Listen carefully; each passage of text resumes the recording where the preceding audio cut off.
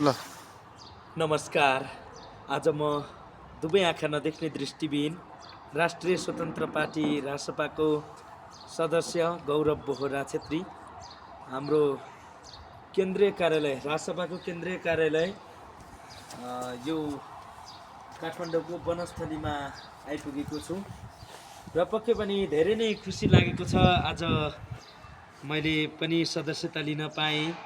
राष्ट्रिय स्वतन्त्र पार्टीको सदस्य हुन पाउँदा आफूलाई नै गर्व लागेर आएको छ र पक्कै पनि हामी सुशासन कायम गर्नुपर्छ, भ्रष्टाचारको अन्त्य गर्नुपर्छ भन्ने जस्ता विभिन्न सकारात्मक सोच एवं भावना बोकेर चाहिँ आदरणीय रवि लामिछाने दाई अनि बालेन शाह बालेन दाईदेखि लिएर चर्चित होनहार युवाहरू चाहिँ लागि पर्नु भएको अवस्था यहाँनिर देखिन्छ र पक्कै पनि यो फागुन महिनाको 21 गते हुन लागेको चुनावमा चाहिँ राष्ट्रिय स्वतन्त्र पार्टी रासपाको घन्टी चिन्ह लिई हैन देशभरिबाट उठ्नुहुने सम्पूर्ण आदरणीय वरिष्ठ नेताज्यूहरू र राष्ट्रिय स्वतन्त्र पार्टी रासपाका सभापति रवि लामिछाने दाई र बालेन शाह बालेन दाई र आशिका तामाङ जस्ता चर्चित होनहार समाजसेवीदेखि लिएर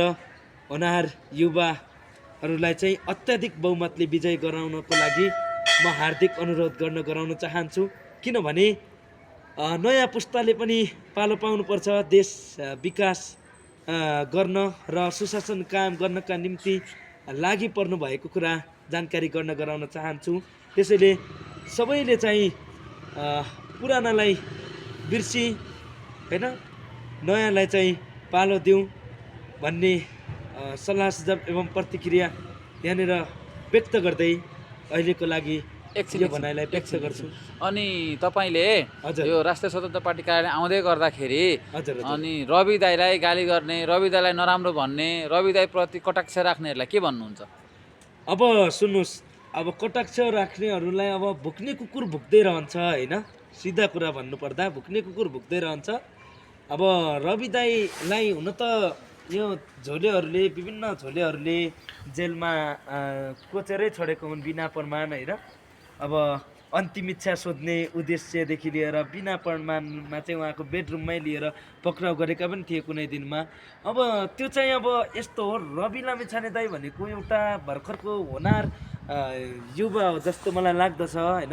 रवि दाई भनेको चाहिँ एउटा कुनै समयमा कुनै मिडियामा काम गरेको पत्रकार पनि हुनुहुन्थ्यो। उहाँ भनेको एउटा निर्दोष मान्छे हुनुहुन्छ।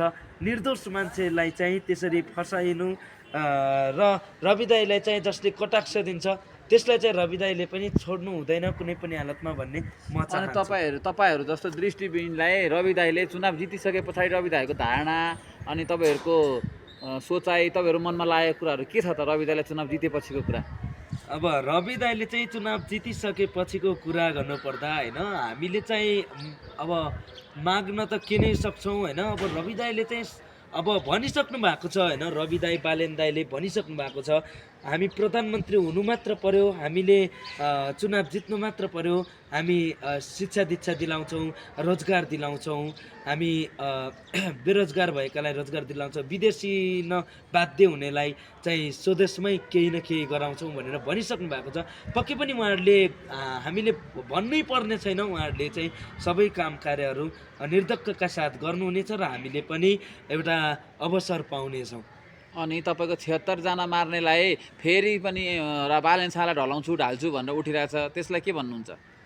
यो चाहिँ अब हेर्नुहोस्, 76 जना मार्नेलाई चाहिँ अब जुन जेन्जी आन्दोलन भएको थियो 76 जना मार्नेलाई चाहिँ हामीले अब भन्न नै के नै सकिन्छ र अब होइन जसरी भए पनि अब त्यस्ताको कुरा चाहिँ हामी भर्खरका विद्यार्थीदेखि लिएर हामी जनताहरूले बुझ्नुपर्ने कुरा अब चाहिँ, किनभने मासु भातमा बिक्ने होइन। अब हामी चाहिँ यो चाहिँ सुशासन कायम गराउने र देश विकास निर्माणमा चाहिँ सबै सहकारी हुँदै यो राष्ट्रिय स्वतन्त्र पार्टी राष्ट्रसभाको टिमलाई नै जिताउनको लागि म अनुरोध गराउन चाहन्छु। हुन्छ, हस् ल, धन्यवाद।